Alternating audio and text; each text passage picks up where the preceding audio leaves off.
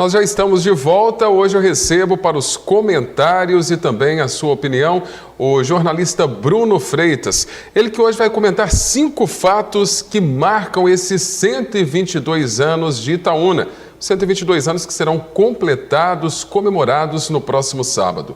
Bruno, seja bem-vindo. Muito obrigado, tudo bem?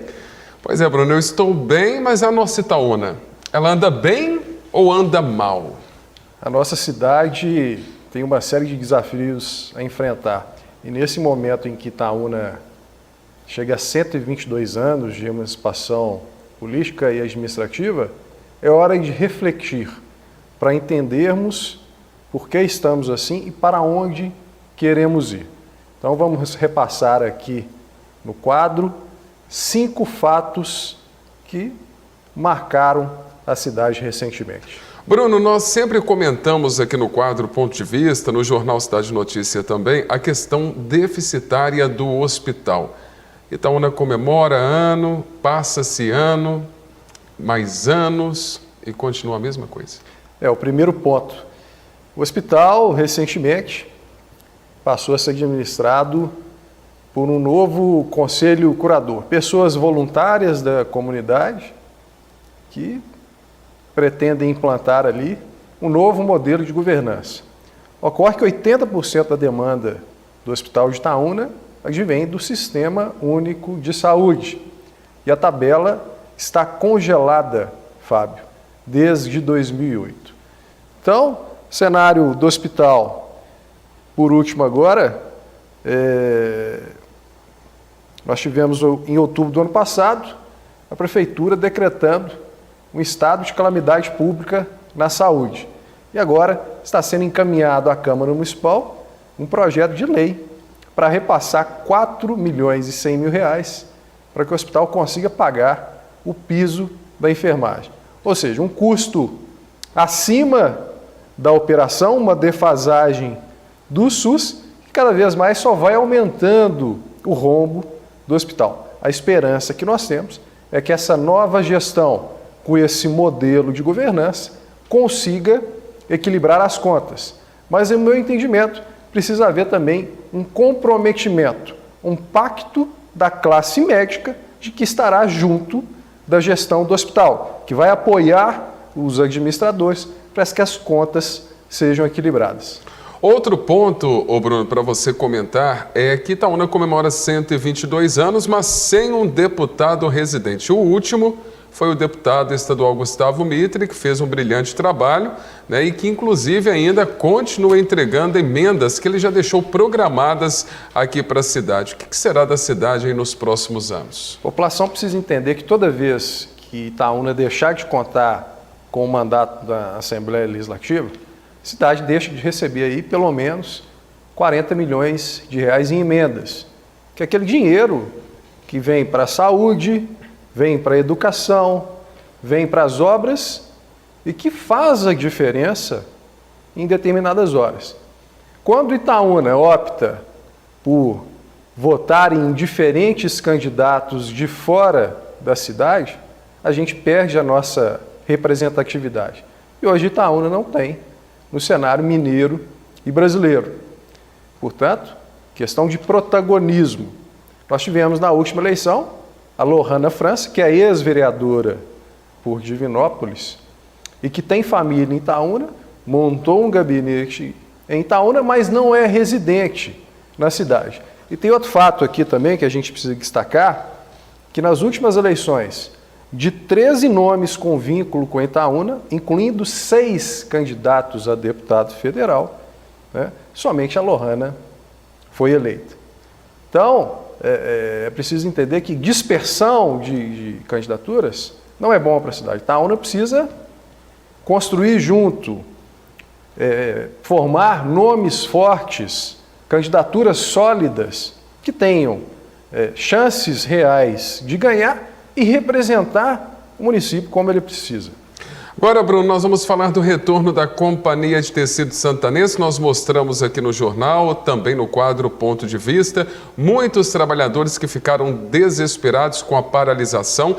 Praticamente mais de 2.000 empregos são oferecidos pela Companhia de Tecidos Santanense. Muitas pessoas pediram demissão, entraram com processos na Justiça e agora a Santanense volta a operar. É um alívio para quem precisa do emprego, Bruno? Fábio, eu acho que não tem mais 2.000 como tinha antes. Acredito que hoje deve girar ali entre 800 empregados, porque, como você mesmo disse, muita gente pediu demissão nesses 8 meses de paralisação da empresa. Quando a gente analisa a história de Itaúna, a gente precisa entender o impacto, a importância que a Santanense tem para a cidade. Afinal de contas, Itaúna surgiu em torno da Santanense.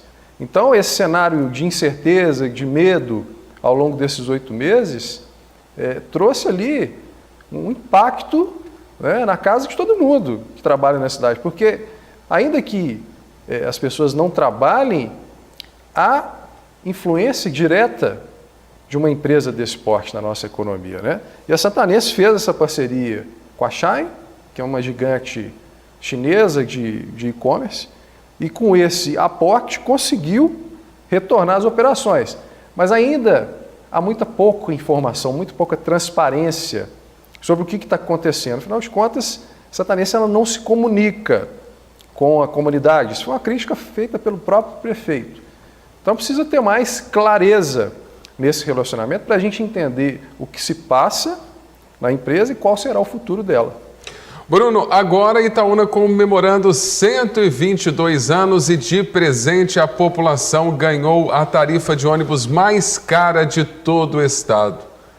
É para comemorar vergonha.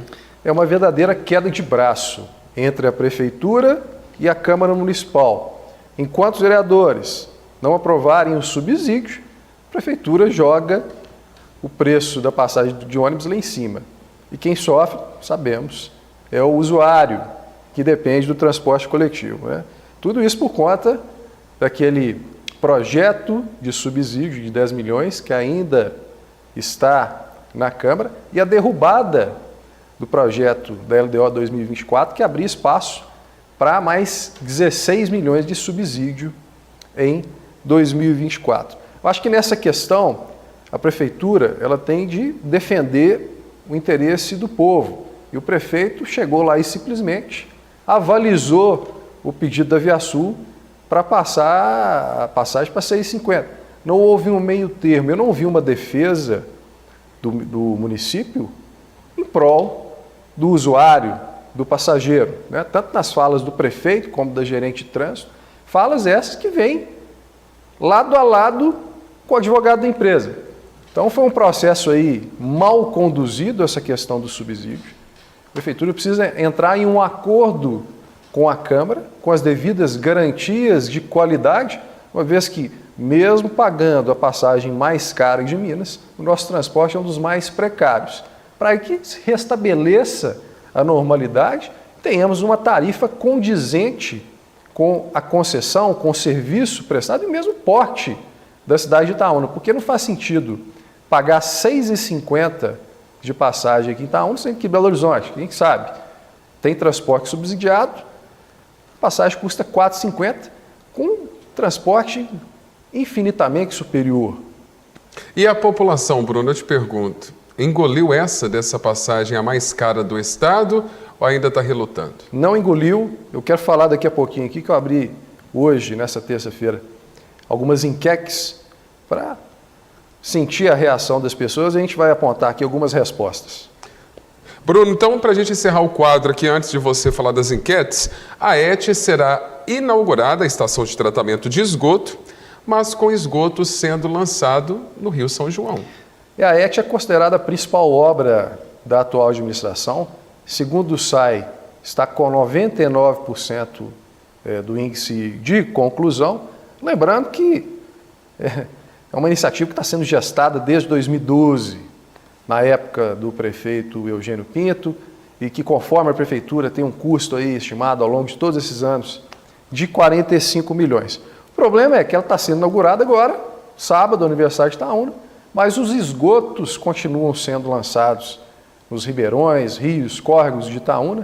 O projeto Soma não tem uma continuidade e, ao que parece também, as informações são que a ET ela não estará operando em plena capacidade. Então está sendo uma inauguração, digamos assim, de cunho mais eleitoral do que prática. A gente não vai ver agora, né, todos os resultados que essa nova estação de tratamento promete.